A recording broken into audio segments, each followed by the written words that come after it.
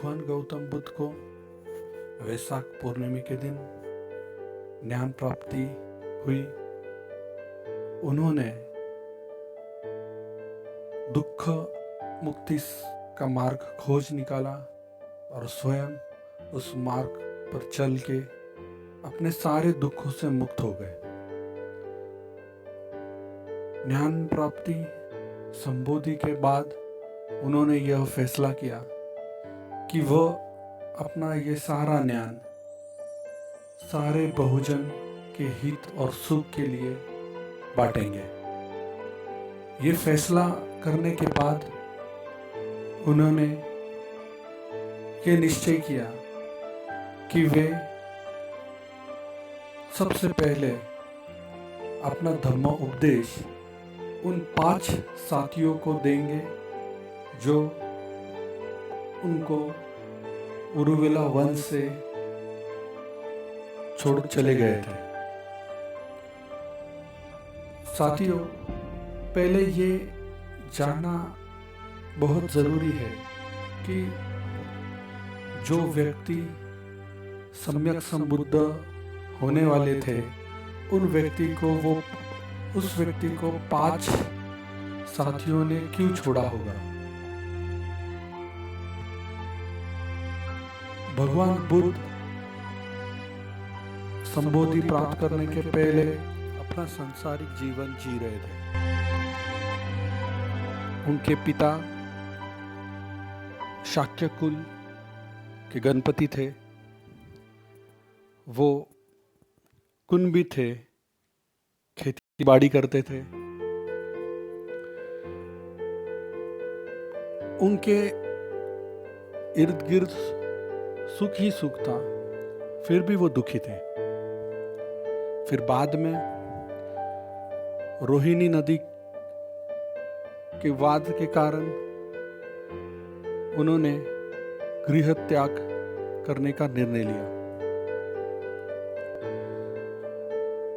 गृह त्याग करने के बाद में उन्होंने उस वक्त के जितने विद्वान थे उनसे मिले, उनसे वार्तालाप की, उनके मार्ग क्या है वो जानने की कोशिश की। उसमें से एक मार्ग उन्हें ऐसा मालूम हुआ कि जो कहता है कि आप आपकी सारी इच्छाएं पूरी करें, आपको जो चाहिए वो करिए। ऐसा करने से दुख से मुक्ति हो सकती है। लेकिन सिद्धार्थ गौतम को यह मार्ग बिल्कुल भी मान्य नहीं था, क्योंकि वो गृह त्याग के पहले वो ऐसा जीवन जी रहे थे, लेकिन वो फिर भी दुख से घिरे थे। दूसरा मार्ग एक उनको पता चला जो संत महावीर का था, और वे उनके जो अनुयायी थे उनको निगंधा जाना जाता था। उनके एक मार्ग को उन्होंने अपनाने की कोशिश की और उस मार्ग से दुख मुक्ति मिलाने की कोशिश की।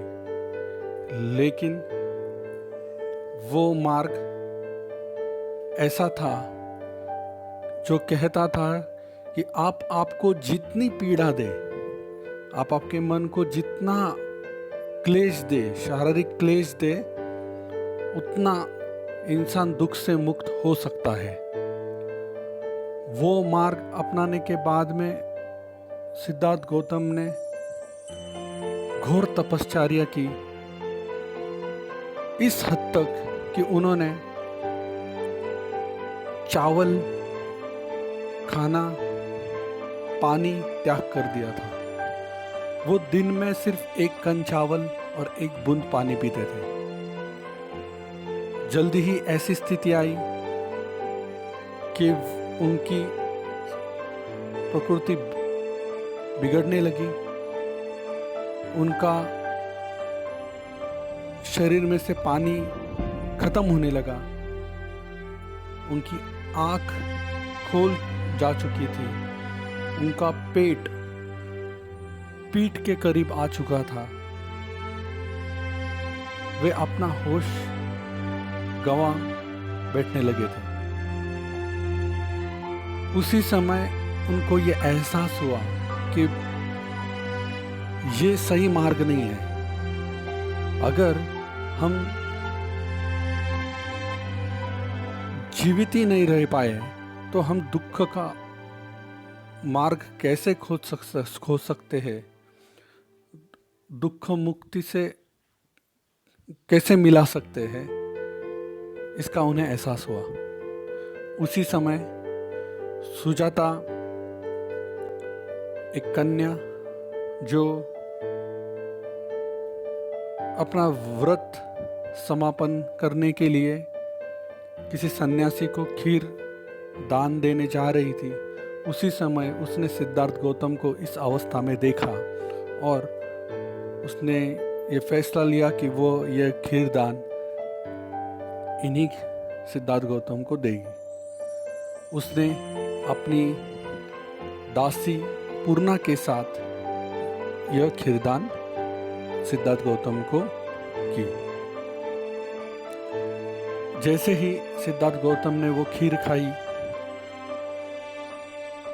सिद्धार्थ गौतम के साथ जो 5 अनुयायी थे, उन्होंने उनको वो खीर खाते देखा और वे ऐसा समझ बैठे कि सिद्धार्थ अब पथभ्रष्ट हो चुका है और वो कोई दुख मुक्ति प्राप्त करने वाला नहीं है, और वो उसे पाखंडी बोल के चले गए। आगे सिद्धार्थ गौतम वैशाख पूर्णिमा के दिन घोर तपश्चर्या करने के बाद में पूर्णिमा की रात को उन्हें संबोधि प्राप्त हो और वो सिद्धार्थ गौतम से भगवान गौतम बुद्ध बन गए। संबोधि प्राप्त करने के बाद में भगवान बुद्ध ने यह निश्चय किया कि वे अपना ये ज्ञान सर्वप्रथम उन 5 अनुयायी को देंगे, जो उनको ऐसी जानकारी मिली कि वे पांचों साथी वाराणसी के मृग वन में ठहरे हुए हैं।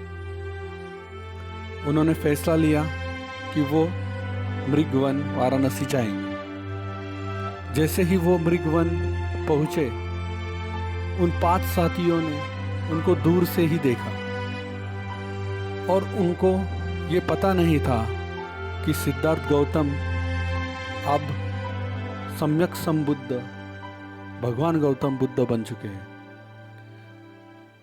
उन्हें यह मालूम न होने के कारण उन्होंने आपस में ये चर्चा की कि ये अगर सिद्धार्थ अगर पास में आता है तो कोई उसे सम्मान नहीं करेगा, कोई उसको पूछेगा नहीं ज़्यादा। लेकिन जैसे ही भगवान बुद्ध करीब आते गए, उन्होंने 5 साथियों ने उनका बदला हुआ रूप देखा, उनका तेजस्वी चेहरा देखा। ये देखने के बाद में वो अपने पद पर डटे नहीं रह पाए और जैसे ही सिद्धार्थ गौतम उनके पास आए तो उसमें से एक खड़ा होके उनका स्वागत करने लगा। एक ने उनका चीवर संभाला, एक ने उनका भिक्षा पात्र हाथ में लिया, एक ने पानी लाकर उनके पैर धोए और वो सिद्धार्थ भगवान गौतम बुद्ध को आसन ग्रहण करने के लिए कहने लगे। इसी दिन जब सिद्धार्थ गौतम यानी भगवान बुद्ध, जिन्होंने इन 5 साथियों को अपना पहला धर्म उपदेश दिया, इसी दिन को गुरु पूर्णिमा या धम्म चक्र परिवर्तन दिन से संबोधा जाता है। धम्म चक्र परिवर्तन दिन क्यों कहा जाता है? क्योंकि इसी दिन भगवान बुद्ध ने धम्म का चक्रा घुमाया और फिर बाद में इतिहास हो गया। धम्म का प्रचार दूर दूर तक होने लगा। तो चलिए आज हम जानते हैं कि इस धम्म चक्र जो सुत्त है, इस पहले धम्म उपदेश को ही धम्म चक्र सुत्त नाम से जाना जाता है। तो धम्म चक्र परिवर्तन जो सुत्त है, ये समझने के लिए हम इसे 3 हिस्से में बांटते हैं। पहले हिस्से में भगवान बुद्ध मध्य मार्ग के बारे में बताते हैं। दूसरा हिस्सा पंचशील के बारे में बताते हैं, यानी ही 3 प्रकार की इंसान की शुद्धिकरण के बारे में बताते हैं। मानसिक शुद्धिकरण, वाचा शुद्धिकरण और काया शुद्धिकरण। तीसरे हिस्से में भगवान बुद्ध आर्य अष्टांगिक मार्ग के बारे में बताते हैं। तो पहले हम जो पहला हिस्सा है मध्यम मार्ग का, इसके बारे में बताते हैं। जैसे मैंने पहले बताया कि भगवान बुद्ध को समझ में आया कि जो कुछ मार्ग पहले भगवान बुद्ध के पहले जो मार्ग थे वो 2 किनारों के मार्ग थे। एक मार्ग बताता था कि आप मौज मस्ती करिएगा, आप जो चाहिए वो खाइएगा, आप आपकी सारी मन की इच्छा पूरी करिएगा, उससे आप दुख से मुक्ति पा सकते हो। और दूसरा छोर यानी दूसरा किनारा यह बताता है कि आप खुद को, आपके मन को या शरीर को आप जितना पीड़ा देंगे उतने जल्दी और उतने आप दुख से मुक्त हो सकते हैं। भगवान बुद्ध को जब ये एहसास हुआ कि ये दोनों मार्ग गलत है, बीच का रास्ता सही है, अगर हम बीच के रास्ते से चलते हैं तो हम अंतिम सत्य तक पहुंच सकते हैं। ये बीच का रास्ता ही सही रास्ता है। आप अगर निसर्ग में जितनी सारी चीजें देखोगे या ये जो सृष्टि है, ये सब मध्यम मार्ग से ही चलती है। ये जो मध्यम मार्ग है उसे समझाने के लिए मैं बुद्ध का जो एक विचार है उसके द्वारा मैं आपको समझाना चाहता हूँ। वो इंग्लिश में है और वो ऐसा है: detachment does not mean that you should not own anything. Detachment does not mean that you should not own anything. Detachment means nothing should own you. यानी एक एग्जाम्पल देके अगर बताया जाए तो आप गाड़ी खरीदते हो, तो गाड़ी आपने खरीदी हुई, लेकिन अगर वो गाड़ी आपको खरीद ले तो फिर ये सही नहीं है, फिर आपको दुख होना तय है। क्योंकि गाड़ी से लगाव ठीक नहीं। हम गाड़ी क्यों लेते हैं? तो उसका वो एक हमारा साधन है जिसके द्वारा हम जा सकते हैं, कहीं पे जाना हो तो हम उसका यूज़ करके जा सकते हैं। लेकिन वो गाड़ी अगर हमारे अंदर ईगो क्रिएट करती है या हमें एक डर, हमारे मन में एक डर क्रिएट करती है, तो फिर उस गाड़ी का कोई मतलब नहीं है। पैसे की भी बात वैसी है। पैसा हमें सिर्फ ट्रेड करने के लिए, पैसा सिर्फ हमें लेन देन करने के लिए ज़रूरी है, लेकिन अगर ये पैसा हमें खरीद लेता है तो ये सही नहीं है। तो ये कुछ उदाहरण थे जिससे हम मध्यम मार्ग समझ सकते थे।